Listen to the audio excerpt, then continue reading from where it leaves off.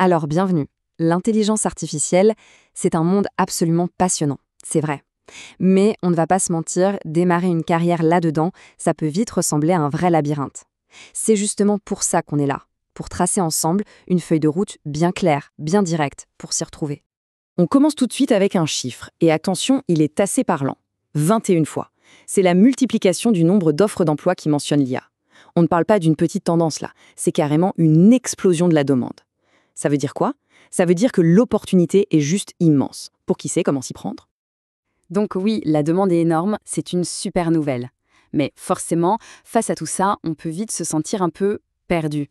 La grande question, c'est toujours la même. Par où est-ce qu'on commence, concrètement? Eh bien, c'est exactement à ça qu'on va répondre. On va décortiquer le chemin à suivre, étape par étape. Allez, c'est parti, on plonge dans le vif du sujet. Comme pour construire une maison, tout commence par les fondations. Pour une carrière solide en IA, c'est pareil. Il faut le bon arsenal de compétences. Et ça, c'est un mix super important entre le savoir-être, les fameuses soft skills, et le savoir-faire purement technique. En gros, pour réussir, il y a deux piliers à maîtriser. D'un côté, on a ce qu'on peut appeler l'état d'esprit. Ce sont ces soft skills qui vont vraiment déterminer la capacité à penser différemment, à innover. Et de l'autre côté, il y a la boîte à outils. Là, c'est du concret, les compétences techniques, les langages de programmation, bref, tout ce qu'il faut pour réellement construire des choses. Et c'est ça qui est super intéressant. On se rend compte que la technique pure, ça ne suffit pas. Il faut de la curiosité pour avoir envie d'explorer. Il faut de l'agilité cognitive pour s'adapter à un domaine qui change tout le temps. Il faut du leadership pour porter ses idées, de la confiance bien sûr.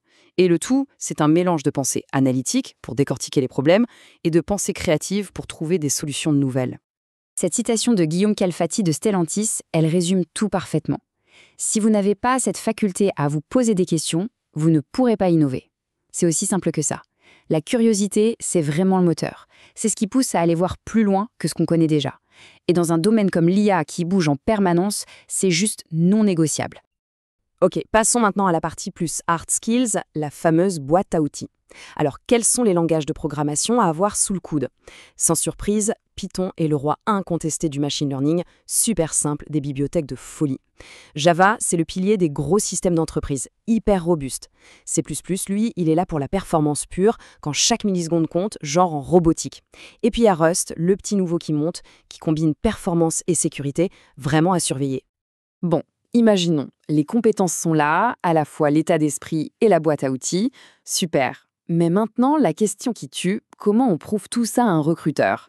C'est là que les certifications deviennent hyper importantes. C'est en quelque sorte le tampon officiel qui valide votre expertise. Regardons deux poids lourds du secteur, IBM et Google. Leurs certifications sont un peu différentes. Celle d'IBM, elle est très orientée solution d'entreprise, avec un gros focus sur le deep learning. La certif de Google, elle, est plus tech pure, très centrée sur leur outil maison, TensorFlow. Pour faire simple, disons que si on vise un grand groupe pour y intégrer de l'IA, IBM, c'est un super choix. Si on rêve de rejoindre une start-up et de créer des produits de rupture, la certification Google sera peut-être plus adaptée.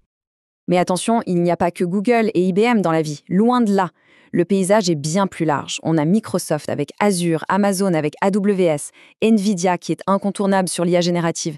Il y a vraiment de quoi faire. L'idée, c'est que chaque certification permet de se spécialiser sur une techno ou un domaine bien précis, ce qui ajoute énormément de valeur à un profil. Alors, on a les compétences, on a les certifs, tout ça nous mène où? Parlons de la partie la plus excitante, les métiers. Quels sont ces fameux jobs en or dans l'IA aujourd'hui, ceux que tout le monde s'arrache? Le premier et le plus connu, c'est l'ingénieur IA. C'est un peu l'architecte des solutions d'intelligence artificielle. C'est la personne qui va concevoir, construire, tester, bref, qui met les mains dans le cambouis pour créer des systèmes intelligents. Il est vraiment au cœur du réacteur. Et forcément, une telle expertise, ça se paie. Et ça se paie même très bien. En France, un profil confirmé peut viser un salaire brut moyen de 8 050 € par mois. Oui, vous avez bien entendu. Ça rend tout de suite le parcours non seulement passionnant, mais aussi, disons-le, financièrement très, très intéressant. Maintenant, un autre rôle, peut-être un peu plus récent, mais devenu absolument crucial, l'ingénieur MLOps. Lui, son job, c'est de faire le pont entre le labo et le monde réel. C'est de s'assurer qu'un super modèle de machine learning ne reste pas juste un joli prototype sur un ordinateur, mais qu'il tourne de manière fiable, stable et à grande échelle en production. Et la demande pour ces profils est tellement forte que même les salaires de départ sont très attractifs. Rien qu'à Paris, un ingénieur MLOps qui débute peut espérer un salaire annuel entre 42 000 et 48 000 euros. Pour un premier job, c'est plus que respectable. Ok, récapitulons. Les compétences, check. La certification, check. Un super poste en vue, check. Il reste une dernière épreuve. Le boss final, si on veut. L'entretien technique.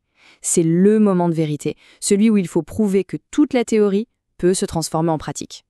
Et le stress, croyez-moi, il est bien réel. Il suffit de lire ce message d'un étudiant sur Reddit pour le comprendre. Le gars a décroché un entretien pour un stage chez OpenAI, rien que ça. 60 minutes d'épreuve technique. Il dit « je ne veux pas me planter ». On le comprend. Alors, comment on fait pour ne pas se planter? Heureusement, il y a une méthode. Voici un plan de préparation en 3 étapes, qui vient de ceux qui sont passés par là et qui ont réussi. Étape 1, l'entraînement, mais chronométrie. Il faut se mettre en conditions réelles. 50 minutes pour résoudre le problème et 10 minutes pour chercher les cas limites. Étape 2, tout verbaliser. Il faut expliquer à voix haute ce qu'on fait, pourquoi on le fait. L'examinateur veut voir le processus de pensée. Et enfin, étape 3, la plus importante pour vraiment apprendre, réviser et reconstruire. Le lendemain, on repart d'une page blanche et on refait l'exercice. C'est la meilleure façon de consolider. Et voilà, la feuille de route est là, sous vos yeux. Développer les bonnes compétences, soft et hard. Valider cette expertise avec les bonnes certifications. Cibler les métiers qui recrutent à tour de bras. Et enfin, se préparer comme un athlète pour l'entretien technique. Le chemin est tracé, il est clair. Maintenant, la seule question qui compte vraiment, c'est quel sera votre tout premier pas ?